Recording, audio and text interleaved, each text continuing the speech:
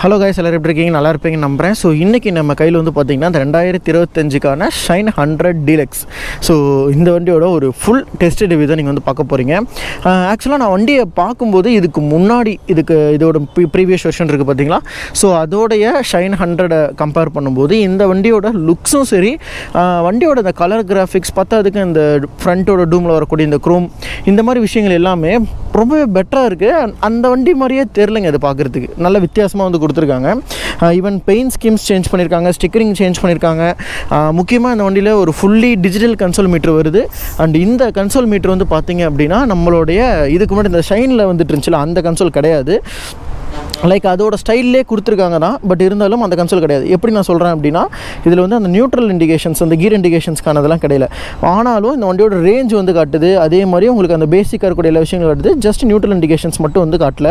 Time எல்லாமே இருக்குது. And மீட்டருமே நல்லா எங்கேஜ் பண்ணியிருக்காங்க. இதுக்கு முன்னாடி இந்த அனலாகில் விட எனக்கு இந்த டிஜிட்டல் மீட்டர் வந்து வண்டியோட டூம் இன்னுமே கொஞ்சம் பெருசாக ஹியூஜாக இருக்க மாதிரி ஒரு ஃபீல் வந்துருக்கு.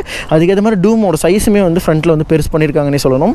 டேங்க் எல்லாமே வந்து பார்த்திங்கன்னா நல்ல colour graphics, dual tone stickering கலர்ஸ்லாம் கொடுத்து நல்லா பண்ணியிருக்காங்க. சீட்ஸ் அதே மாதிரி தான் இருக்குது. வண்டியோட ஹைட் எல்லாமே அதே மாதிரி தான் இருக்குது. சைட் ஸ்டாண்ட் கட்டா சிஸ்டம் வருது. 4 கியர் பாக்ஸ் அண்ட் எல்லா கியருமே வந்து பின்னாடி போடுற மாதிரி கொடுத்துருக்காங்க. ஸோ வண்டியோட ஒரு சின்ன ஒரு ரவுண்டு வந்து நான் காமிச்சிடுறேன். அதில் டிஸ்க் வேரியன்ட் கிடையாது. இந்த CD 100 அதாவது ஷைனை பொறுத்த வரைக்கும் அந்த 100ல் 2 வேரியன்ட் வருதுங்க. ஒன்று வந்து உங்களுக்கு பேசிக் ஷைன் 100ங்கிறது அப்படியே வந்துட்டு தான் இருக்குது. பட் இது வந்து பார்த்திங்கன்னா டீலக்ஸ் மாடல். ரெண்டுக்குமே வித்தியாசம் அப்படின்னு பார்த்தீங்கன்னா இந்த கலர் ஸ்கீம்ஸும் அந்த ஃபுல்லி டிஜிட்டல் கன்சோல் மீட்டரும் தான். எனக்கு கேட்டால் 100 விட இந்த டீலக்ஸ் வந்து ரொம்ப அப்பீலிங்காக இருக்குது. ஆன்ரோட் ப்ரைஸுமே வந்து பார்த்திங்கன்னா ரொம்ப பெரிய டிஃப்ரென்ஸ்லாம் இல்லைங்க. ரெண்டுக்குமே வந்து பார்த்திங்கன்னா ஒரு 4,500 அந்த ரேஞ்ச் தான் இருக்கும்னு நினைக்கிறேன் டிஃப்ரென்ஸு. ஆன்ரோட் வந்து கிட்டத்தட்ட 95,000-94,000 அந்த ரேஞ்ச் வந்து வருது இந்த வண்டி. நார்மல் வந்து உங்களுக்கு 85-87 அந்த மாதிரி வந்து வரும். ஒரு நல்ல மைலேஜ் கொடுக்கக்கூடிய ஒரு வண்டினே சொல்லலாம். ஓகே, நம்ம அப்படியே எடுத்து ட்ரைவ் பண்ணி பார்த்தலாம் எப்படி இருக்குன்ட்டு. இதுக்கு வந்து அந்த சைலண்ட் ஸ்டார்ட் சிஸ்டம் அந்த மாதிரி எதுவுமே கொடுக்கல. இதுக்கு முன்னாடி இருந்தால் நீங்கள் 100 ஷைன்லேயே வந்து பார்த்திங்கன்னா இந்த வெறும் செல்ஃப் ஸ்டார்ட் மோட்டர் தான் வந்து கொடுத்துருப்பாங்க. அதுதான் இதுலேயும் கொடுத்துருக்காங்க. அந்த பழைய டைப் ஸ்டார்டிங் சிஸ்டம். கீர் வந்து பார்த்திங்கன்னா மொத்தம் 4 கீர். கியர் இண்டிகேஷன் கொடுத்துருக்கலாம், பட் ஆனால் இவங்க கொடுக்கல. அது மிஸ் அவுட் ஃபியூச்சர் மாதிரி தான் நான் பார்க்குறேன். கியரோட இண்டிகேஷன்ஸ் வந்து காட்டுறது கொடுத்துருந்தாங்கன்னா சூப்பராக இருந்திருக்கும். இன்னுமே நல்லா இருந்திருக்குங்க வண்டி.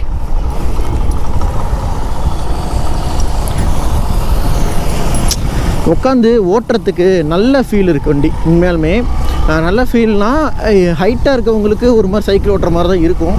ஆனால் இந்த வண்டியோட நான் காம்படிஷனாக நான் எந்த வண்டி வந்து பார்க்குறேன் அப்படின்னா HF டீலக்ஸ் வந்து ஒரு பெரிய காம்படிஷனாக இந்த வண்டிக்கு இருக்கும். 2 வண்டியோட வெயிட்டுமே உங்களுக்கு ஒரே மாதிரி இருக்கும். 2 வண்டியோட சைஸும் ஒரே மாதிரி இருக்கும். 2 வண்டியோட நீட்ஸுமே உங்களுக்கு ஒரே மாதிரி இருக்கும். மைலேஜ் ஃபிகர்ஸ் முதற்கொண்டு உங்களுக்கு எல்லாமே சிமிலராக இருக்கும். ஆனால் ஷைன் 100 வந்து HF டீலக்ஸை விட எந்த விதத்தில் பெட்டராக இருக்கும் அப்படின்னு சொல்லி கேட்டிங்கன்னா, அந்த என்ஜின் ஸ்மூத், அந்த கம்யூட்டிங்க்கு, கிளச்சோட கியர் ஷிஃப்ட் இது எல்லாமே ரொம்ப லைட்டராக பண்ணியிருப்பாங்க. பட் அது எல்லாமே HF டீலக்ஸில் கொஞ்சம் ஹெவியாக இருக்கிற மாதிரி இருக்கும். ஜஸ்ட் அந்த என்ஜின் ஃபிகர்ஸ் வந்து சொல்கிறேன். இதோடைய பவர் ஃபியூச்சர் அப்படின்னு பார்த்தீங்கன்னா இந்த வண்டி வந்துட்டு 7.6 BHP பவரும் 8.8 நியூட்டன்மீட்டர்ஸ் 8.04 கரெக்டாக சொல்லணும்னா 8 நியூட்டன்மீட்டர்ஸ் டார்க் வந்து ப்ரொடியூஸ் பண்ணுது. ஸோ இந்த பவர் அண்ட் டார்க் ஃபிகர்ஸை நீங்கள் பார்க்கும்போது யூஸ்வலாக நீங்கள் ஸ்ப்ளெண்டர், அதுக்கப்புறமேட்டு பிளாட்டினோட 100cc, HF deluxe, Passion Pro இது எல்லாமே இந்த பவர் அண்ட் டார்க் ஃபிகர்ஸில் தான் வரும். பட் அதை காட்டிலும் இந்த வண்டியோட ஆன்ரோட் ப்ரைஸ் வந்து பார்த்திங்கன்னா கொஞ்சம் ரீசனபிளாக இருக்கிறது எனக்கு உண்மையுமே பிடிச்சிருக்கு. ரெண்டாவது இதோட இந்த கொடுத்துருக்கக்கூடிய இந்த ஒரு ஃபியூச்சர் இதோட காம்படிட்டரில் எந்த வண்டியிலும் கிடையாது. இன்றைக்கி HF டீலக்ஸோட ப்ரோ வேரியண்ட்டில் வந்து பார்த்திங்கன்னா உங்களுக்கு வந்துட்டு டிஜிட்டல் மீட்டர் வந்து கிடைக்குது வித் LED ஹெட்லைட்ஸோட. ஆனால் இந்த வண்டியில் LED ஹெட்லைட்ஸ் வந்து கிடையாது, உங்களுக்கு ஹாலஜன் ஹெட்லைட்ஸ் தான் கொடுத்துருக்காங்க. பட் இருந்தாலும் உங்களுக்கு இதோட கன்சோல் மீட்டர் வந்துட்டு ஒரு பக்காவான கன்சோல் மீட்டர் இது. இந்த டிஜிட்டல் கன்சோல் மீட்டர் வந்துட்டு ஹீரோவில் இருக்க மாதிரியான ஒரு காம்ப்ளிகேட்டட் டைப் வந்து கிடையாது. இது வந்து ரொம்பவே தெளிவாக இருக்கும். உங்களுக்கு வண்டியோட ரியல் டைம் ரேஞ்ச் வந்து காட்டும். ஓட்டுற விதத்தை வச்சு உங்களுக்கு ரியல் டைம் மைலேஜ் வந்து காட்டும். ட்ரிப் பி அது எல்லா ஃபியூச்சரும் இருக்குது. எக்ஸப்ட் உங்களுக்கு கியர் பொசிஷன் இண்டிகேட்டர் மட்டும் இதில் வந்து கிடையாது. கியர் பொசிஷன் இண்டிகேட்டர் வந்து நமக்கு நார்மல் ஷைன் 125ல் அதே மாதிரி SP 125 வந்து இருக்குது இல்லையா, அது வந்து இதில் கிடையாதுங்க. அது ஒன்று தான் வித்தியாசம். ஈவன் இந்த வண்டியில் வந்துட்டு ஒரு 1 லிட்டருக்கும் கம்மியான பெட்ரோல் தான் இருக்குது. பட் அதுலேயே 61 ரேஞ்ச் வந்து காட்டுது. ஒரு நல்ல மைலேஜ் வண்டி. ரீசனபுளாக நீங்கள் மெயின்டைன் பண்ணுறீங்க அப்படின்னா உங்களுக்கு அப் டு 75-78 வரைக்கும் மைலேஜ் வந்து கிடைக்கும். நான் ரியல் டைம் சொல்கிறேன். சில பேர் எல்லாம் பொறுமையாக ஓட்டி கூட இந்த வண்டியில் வந்து பார்த்திங்கன்னா ஒரு 80-85 கிட்டலாம் எடுக்கிறாங்க மைலேஜ் வருதுங்க. நான் பொய் சொல்லலை, 90+ எடுக்கிறவங்களாம் இருக்காங்க. ஆவரேஜாக 75 நீங்கள் வந்து எடுத்துக்கோங்க. உங்களுக்கு கண்டிப்பாக இந்த வண்டி வந்துட்டு ஒஸ்ட்டு கேஸ் சினேரியோன்னு போகாமல், ஒஸ்ட்டு கேஸ்னால் எப்படி சொல்கிறேன்னா, ரொம்ப வண்டியை ரஃப்பாக ரொம்ப எண்ட் டு எண்ட் டார்க் வச்சு நீங்கள் வந்து எடுக்கிறீங்க அப்படின்னா 65 வரதுக்கு வாய்ப்பு இருக்குது. ஆனால் ஒரு டீசெண்டாக எப்பயுமே ஆஃபீஸ் ஹைவேஸ் மிக்சிங்காக நீங்கள் ஓட்டுறீங்கன்னா ஒரு ஆவரேஜ் வந்து கண்டிப்பாக ஒரு 85 கிட்ட கண்டிப்பாக கிடைக்கும் இந்த வண்டி. ஏன்னா 75 கிட்ட தாராளமாக கிடைக்கும். ஏன்னா அந்தளவுக்கு ஒரு நல்ல வண்டி தான். என்ஜினோட பவர்ஸும் அந்தளவுக்கு உங்களுக்கு கிடையாது, ரொம்ப ஸ்மூத்தாக இருக்குது, அன்வான்ட் ஷிஃப்ட்ஸ் எதுவும் கிடையாது. ரொம்ப லோ டார்க்கியான என்ஜின் இது. லோ டார்க் என்ஜின்னா இப்போ நான் டாப் கியரில் இருக்கேன். எந்த ஒரு இடத்துலையும் நான் வந்து கீரை ஷிஃப்ட் பண்ணணுங்கிறது இல்லை. அட் மினிமம் ஸ்பீடாக நீங்கள் வந்து 25-20 வரைக்கும், அட் 15-16 வரைக்கும் கூட நீங்கள் வந்து ஸ்பீடை கம்மி பண்ணி போகலாம். அதை தான் நான் சொல்கிறேன்.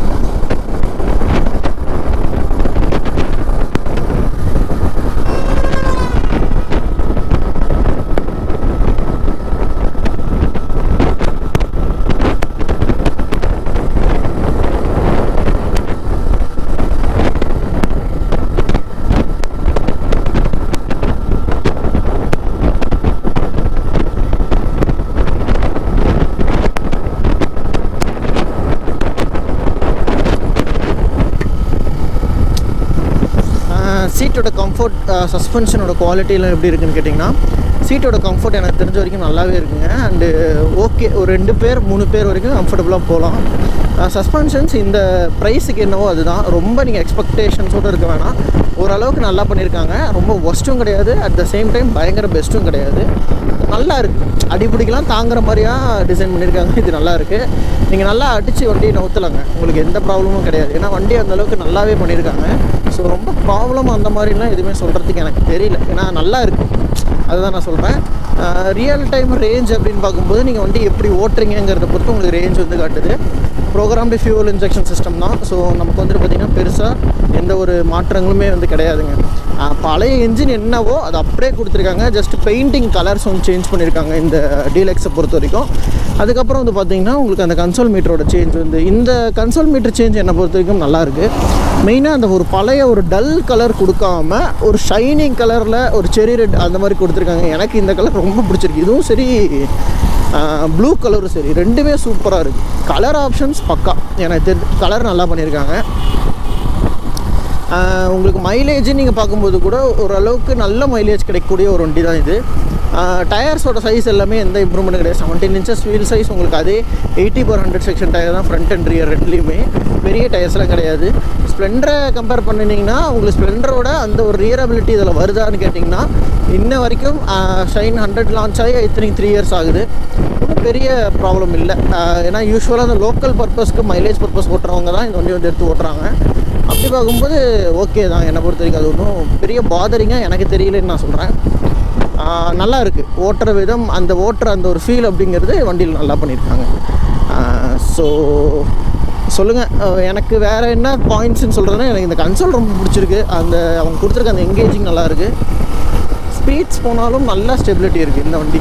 இதுக்கு முன்னாடி ஷைன் வந்து ரொம்ப குட்டியாக இருக்க மாதிரி ஒரு ஃபீல் வந்துச்சு, பிகாஸ் அதோட அந்த ஸ்பீடோமீட்டர் கன்சோல். ரெண்டாவது டூமே வந்து இதுக்கு முன்னாடி மாடலில் சின்னதாக இருக்க மாதிரி இருந்ததுங்க. ஆனால் இப்போ வந்து பார்த்திங்கன்னா இதோட டூம் கொஞ்சம் பெருசாக இருக்க மாதிரி இருக்குது. இந்த கன்சோல் பிளேஸ்மெண்ட்டுனால பெருசாக இருக்க மாதிரி இருக்கா, இல்லை முன்னாலுமே இந்த இதை வந்து ஃபிட் பண்ணணுங்கிறதுக்காக பெருசாக பண்ணியிருக்காங்களா, டிசைன் பண்ணியிருக்காங்களா அப்படிங்கிறது எனக்கு தெரியல. நல்லா பார்க்கும்போது நல்லா அப்பீலிங்காக இருக்குது. இதோடைய அந்த ஹெல்த்தினஸ், அந்த வண்டியோட அந்த ஹெல்த்தினஸ்ன்னு சொல்கிறது நான் அதோட ஸ்ட்ராங் அந்த ரியலபிலிட்டி. ஹோண்டாவோட இன்ஜின்ஸ் முன்னே வந்து பார்த்திங்கன்னா இதுக்கு ஒரு பேர் இருக்கும். முன்னாடி இருந்த ஷைன் என்ஜினோ இல்லை முன்னாடி இருந்த அந்த யூனிகார்னோட இன்ஜின் அளவுக்கு இன்றைக்கி இருக்க இன்ஜின்ஸ் வந்து உலகிதா அப்படின்னு கேட்டிங்கன்னா ஒரு சின்ன அந்த ஒரு மைன்யூட் டிப் இருக்கிறது நான் கண்டிப்பாக ஒத்துக்கிறேன். ஈவன் என்னோடய பைக்கிலேயே எனக்கு அந்த பிரச்சனை இருக்குங்க. அதனால தான் நான் சொல்கிறேன், அந்த என்ஜினோட அந்த பழைய ஸ்மூத்னஸ், அந்த ஒரு ஃபீல் இந்த என்ஜின் வந்து தாங்குண்டா அப்படின்ற அளவுக்கு ஒரு மைண்ட் செட் இல்லை. ஆனால் இதோடைய காம்படேட்டர்ஸை நீங்கள் பார்க்கும்போது இந்த என்ஜின் அதுக்கு எவ்வளவோ பரவாயில்ல அப்படி தான் நான் சொல்லுவேன். ஈவன் இன்றைக்கி வந்து டியூலெக்ஸே சலசலன்னு போயிடுது.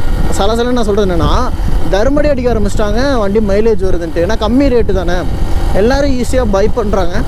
பை பண்ணிட்டு அவங்க பயங்கரமாக வண்டி எடுக்கிறாங்க, ஓட்டுறாங்க. மெயின்டெனன்ஸ் அந்தளவுக்கு கொடுக்கறதில்ல. அப்படிலாம் இருக்கும்போது அந்த இன்ஜின்ஸ் கொஞ்ச நாளைக்கு அப்புறம் லைஃப் எப்படி இருக்குது அப்படின்னா, மைலேஜுங்கிறதுக்காக வண்டியோட இன்னர் காம்போனன்ட்ஸோட அந்த எஃபிஷியன்சியை கம்மி பண்ணுறாங்களோ அப்படின்றது தான் எனக்கு தோன்றுறது. நீங்கள் கரெக்டாக மெயின்டைன் பண்ணிங்கன்னா உங்களுக்கு வண்டி வந்து ரியலபிளாக இருக்குங்க நிறைய இடத்துல. பட் ஆனால் அதை எந்த அளவுக்கு அப்படிங்கிறது தான் இங்கே டவுட், வேறு ஒன்றும் இல்லை. ஏன்னா என்ஜின்ஸோட காம்போனன்ட்ஸ் BS6 இது ஃபேஸ் 2லேயே B டைப்பு. எந்த அளவுக்கு என்ஜினோட நாம்ஸை வந்து அவங்க இது பண்ணிக்கிட்டே இருக்காங்களோ அந்த அளவுக்கு என்ஜின் வந்து அந்த தன்மையை வந்து இழந்துட்டுருக்குன்னு சொல்லலாம். இது வந்து E20 சப்போர்ட்டு. ஸோ எத்தனால் 20க்கு ஏற்ற மாதிரி உங்களோட அந்த கேலிப்ரேஷன்ஸ் உள்ளே இருக்க இன்னர் பார்ட்ஸ். ஏன்னா எத்தனால் அப்படிங்கிறது ஒரு கரோஷன் ஏஜென்ட்னா ஈஸியாக அரிச்சிரும் பார்ட்ஸ் எல்லாம். அதுக்கேற்ற மாதிரி அந்த பார்ட்ஸோட அந்த ஒரு கான்செப்டுங்கிறத இவங்க வந்து கொஞ்சம் டிப் பண்ணிகிட்டே இருக்காங்க. ஸோ அதனால மேபி என்ஜின் வந்து இன்னுமே அந்த ஓல்டு என்ஜின்ஸ் அளவுக்கு ஒரு ஸ்ட்ராங்காக இருக்கா அப்படின்னா கண்டிப்பாக ஒரு டவுட்டு தான். ஸோ நீங்கள் என்ன நினைக்கிறீங்க அப்படின்னு கமெண்ட் பண்ணுங்கள். என்னை பொறுத்த வரைக்கும் டீலக்ஸ் ஒரு நல்ல வண்டி. அந்த டீலக்ஸுங்கிறது ஷைன் 100ஓட ஒரு பெஸ்ட் பைக்கு.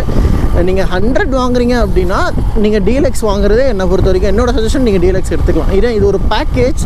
நீங்கள் கொடுக்குற காசுக்கு இந்த வண்டியில் இருக்கக்கூடிய பேக்கேஜ் ஆகட்டும், கலர் ஆப்ஷன்ஸ் ஆகட்டும், ரெண்டுமே நல்லா இருக்குதுன்னு சொல்லுங்கள்.